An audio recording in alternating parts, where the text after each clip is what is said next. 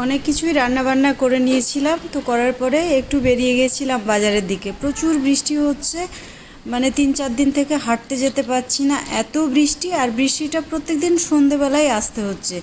তো আমি আর এই যে আমার বান্ধবী মিলে চলে গেছিলাম একটু এক্সপ্রেস বাজার, বিশাল মেগামার্ট সব দিকে, যে আজকে বৃষ্টি হলেও আমরা কিন্তু বাড়ির বাইরে বেরোবো। আসলে একটু বাইরে বেরোই, মনটা ভালো হয়, ভালো লাগে। 2-4টে লোকের সঙ্গে রাস্তাঘাটে দেখা হয়, একটু হাঁটাহাঁটি কথাবার্তা হয়। তো আমরা একটা প্যান্ট নেব বলে দুজনেই ঠিক করেছিলাম। তো দুজনের শুরুতেই গেলাম এক্সপ্রেস বাজারে। তো এক্সপ্রেস বাজারে খুব সুন্দর রিজনেবল প্রাইসের মধ্যে অনেক কিছুই আছে, তো একটু ছোট্ট আপনাদের সামনে তুলে ধরলাম। তো যাই হোক, এক্সপ্রেস বাজারে যেটা কেনাকাটি করলাম, তো এত বিলের লাইনে ভিড়, মানে নিতে গেলে রাত্রি 10টা বেজে যাবে। তো ওটা সম্ভব না বলে আবার সেখান থেকে বেরিয়ে একটু বিশালের দিকে এলাম। বিশালে এসেও দেখছি মানে মাসের 10 তারিখের দিকে তো এত কাউন্টারে ভিড়, এত কাউন্টারে ভিড়, প্রচুর কেনাকাটি করেছিলাম। কিন্তু আমরাই আবার কাউন্টারে যারা থাকে সেলসে, তাদেরকে বললাম যে এগুলো একটু রেখে দেন, আমরা এতে পরবর্তীতে এসে নিয়ে যাব, মানে পরের দিন যাব সকালের দিকে, তখন ভিড়টা একটু কম থাকে, তখন এসে নিয়ে যাব। কিন্তু সত্যি ভীষণ কম দামের মধ্যেই কুর্তি থেকে শুরু করে বাচ্চাদের প্রত্যেকটা কিছুই ছিল, এবং কোয়ালিটিটাও ভালো ছিল। আমি সচরাচর মানে কিনি না, তবুও এবার গিয়ে বেশ পছন্দ হলো। আর একটু কি কেনাকাটির থেকে দেখতেও জানেন মনটা ভীষণ ভরে যায়। তাই বলছি, এই ইয়েলো কালারটা কি সুন্দর। কাপ্তানগুলো দেখুন, একদম 745 টাকা করে, খুব সুন্দর, মানে একদম রিজনেবল প্রাইস, অসাধারণ, তুলনাই হয় না। তো ভাবলাম একটু নেব, কিন্তু নেওয়ার পরে তো ওই যে বিলের লম্বা লাইন, মানে এক একটা লাইনে আপনার 20 জন করে অপেক্ষায় আছে, তাহলে তো রাত 10টা বাজবেই। তাই আর কি করব, আপনাদের সামনেও একটু মানে দেখা দেখি করিয়ে দিলাম যে দেখুন কি সুন্দর সুন্দর কালেকশান। তারপরের দিনের আজকে ডেইলি লাইফের আরও একটি ব্লগে সকলকে স্বাগত। আশা করি প্রত্যেকেই ভালো আছেন এবং সুস্থ আছেন। তো এই যে সকালবেলায় উঠে ডিউটি শুরু হয়ে গেছে, ঝাড়ু দেওয়া। মানে ঘুম থেকে উঠে প্রথমে ল্যাদ খাই 2 ঘন্টা, যে না এই কাজ করতে হবে, কাজ করতে হবে। কিছুদিন থেকে কাজের মেয়েটা আর আসছে না, বুঝতে পারছি না, সে হয়তো দিল্লি বম্বে চলে গেছে, হতে পারে। তো আমি ভাবলাম যে না, টুকটুক করে ঝাড়ু টাড়ুগুলো দিয়ে নিই। আর আমার একটা মানে হাতে ব্যথা আছে, তো ওই জন্য ঝাড়ু টাড়ু নাড়লে খুব ব্যথা হয়। আর এই যে জলজিরে বাজার থেকে কিনে নিয়ে এসেছিলাম, তো পুরো মানে যে দোকানে নিলাম পুরো পাউচটা পাইনি বলে ওই ছোট ছোট স্যাশেগুলো 1 টাকা দামের নিয়েছি। আমি প্রত্যেক দিন ব্রেকফাস্ট যখন খাই, মানে ছোলার ছাতুগুলো, তো ব্রেকফাস্টে আমি একটু জলজিরে দিই, কেন এটা টেস্টিও হয় আর তার সঙ্গে খুব মানে হজমটা ভালো করে। তো হজমের থেকেও মুখে স্বাদটাই মেন ব্যাপার। তো আমার এই যে ব্রেকফাস্ট রেডি হয়ে গেছে, একটা ডিম, আর আজকে নেব একটু প্রোটিন শেক। ওজনটা অনেকটাই বেড়ে গেছে, তো তার জন্য একটু ওজনটা কন্ট্রোল করছি। তো আমার বডি অনুপাতে আমাকে 70 গ্রাম প্রোটিন নিতে হবে। তো আমি এখানে ওই স্পুনে 70 গ্রামই মেপে নিলাম। আর মিক্সির জারে একটু ব্লেন্ড করলে প্রোটিনটা খুব সুন্দর হয়, লেগে থাকে না। আর এই যে বৃষ্টিতে বুঝতেই পারছেন, চাদর একদিন পর একদিন যদি চেঞ্জ না করছি না, চাদরে ঘুমানোর রুচি হচ্ছে না, মানে স্যাঁত স্যাঁত প্যাত প্যাত প্যাত প্যাত করছে। আর ফুললি ডায়েট করছি বলে এই যে দেখুন, মানে চাল কুমড়োটাও ডায়েটের মতো করেই রান্না করছি। আমি একটু এই যে সব মশলা মাখিয়ে রেখেছি, এটা কুকারে দিয়ে একটু সিটি দিয়ে নেব, মানে যেন তাড়াতাড়ি সেদ্ধটা হয়। আপনারা চাইলে কড়াইয়ের মধ্যেও দিতে পারেন, কোনো সমস্যা নেই। তো আমি কুকারেই দিলাম, যে ভটভট করে 2টো সিটি উঠে যাবে, তো ঝটঝট করে 5 মিনিটের মধ্যে হয়ে যাবে। আর একটা ডিম ফাটিয়ে নিলাম। আর ডাল তেলে পারবো বলে আমি রসুনগুলো আর হামাম দিস্তাটা বের করলাম না, তার হ্যান্ডেল নিয়ে রসুনগুলো ওই চপার বোর্ডের উপরেই ছাড়িয়ে নিলাম। তো কুমড়ো আমার এদিকে সেদ্ধ হয়ে গেছে, কুমড়োতে কিন্তু কোনো জল দিইনি। তো একটু চামচে করে দেখে নিচ্ছি। আমি আবার সবজি একটু সেদ্ধই বেশি পছন্দ করি সব সময়, কেন কি জানি আমার ভালো লাগে, মনে হয় হজম টজম ঠিক হয়ে যায়। তো এই যে খুব সুন্দর হয়ে গেছে। তো কড়াইয়ে আমি হালকা করে সর্ষের তেল দিব। আমি কিন্তু লুচি পরোটা রান্না প্রত্যেকটা কিছুতেই সর্ষের তেল ইউজ করি, কেন কি আমাদের যেটা প্রচলন, বাচ্চা থেকে আমরা যেটা খেয়ে এসেছি সেই ব্যাপারটাই করি। তো প্রচুর গরমে নাইটিটাকে একটু কোমরে গিঁট মেরে রেখেছিলাম, মানে স্নান ধান তার মধ্যেই হয়ে গেছে।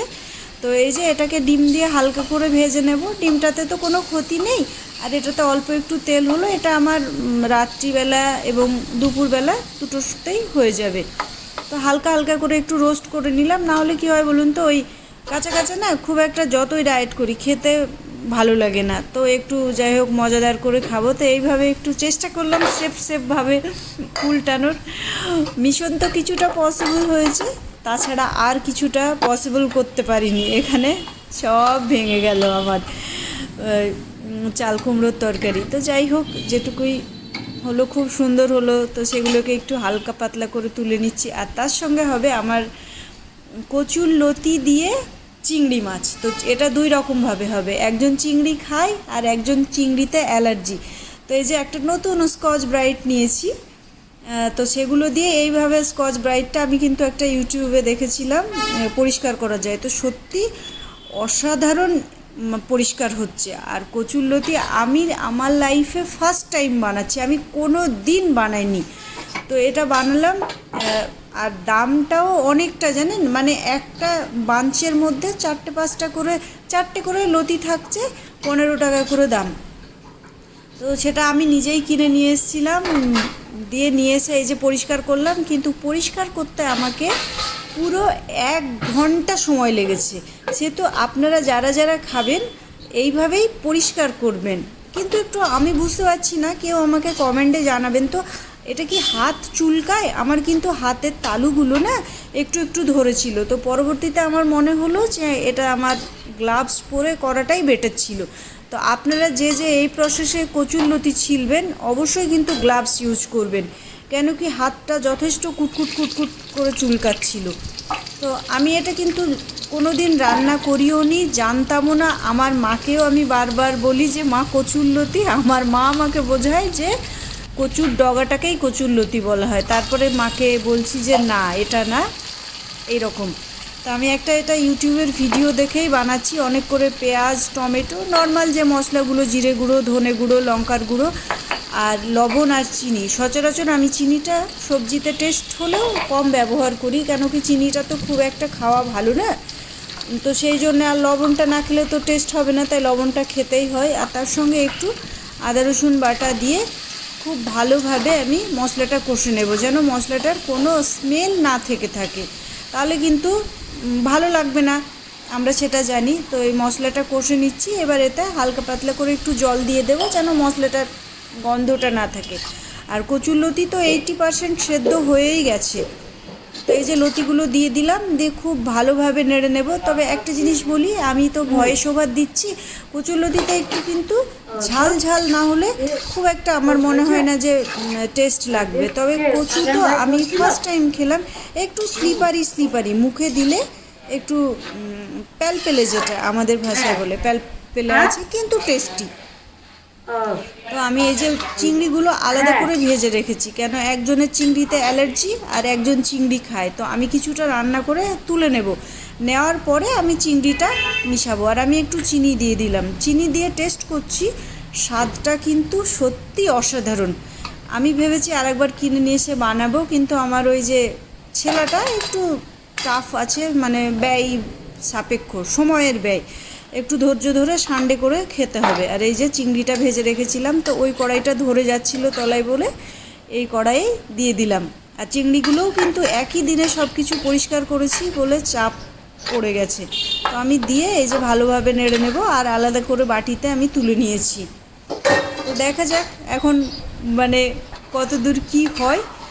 তো আমার রান্না এই যে কচুরলতি দিয়ে চিংড়ি কমপ্লিট হয়ে গেছে, তো আমি একটা আলাদা পাত্রে ট্রান্সফার করে নেব।